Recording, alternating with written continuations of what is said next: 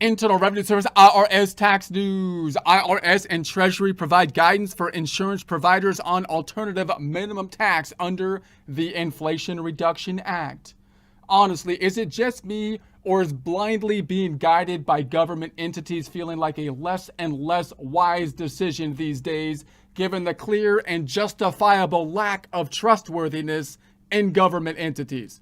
I mean, honestly, after President's Day, I think we should take the time to really recognize how amazingly lucky we've been with our presidents. You know, until recently, of course.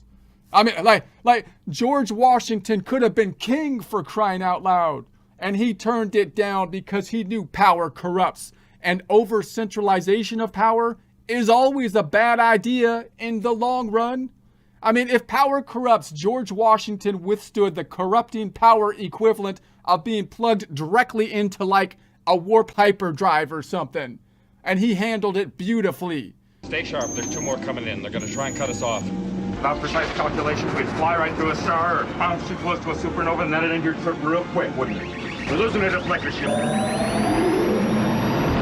Whereas Joe Biden has clearly been fried to a crisp by it. I mean, you know, let's be honest. Let's be honest. I mean, they're getting closer. Oh yeah? Watch this.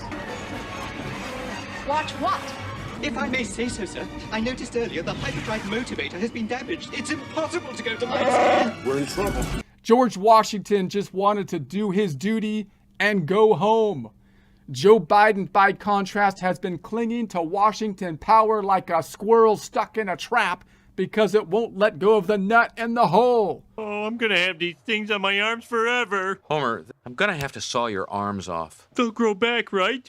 Oh, yeah. Whew. Homer, are you just holding on to the can? Your point being? I mean, like, Joe Washington, he looked to serve, not for fame. Joe Biden looks for the most popular TikTok influencers to have a photo shoot with, and his wife visits the Grammys for political pop points, for crying out loud. Like, I'm telling you, we just need like a plain, boring, dedicated, no-nonsense dude in the White House again. Somebody so boringly normal, his favorite sex position is like 66, but like where the second 6 is transposed. So like the 2 6s, you know, if you think about them as like little people, would be like facing each other. You know what I mean? Like the second 6 being like a 9 that's been flipped upside down. So it's now basically a 6, but facing like the opposite way as a normal 6.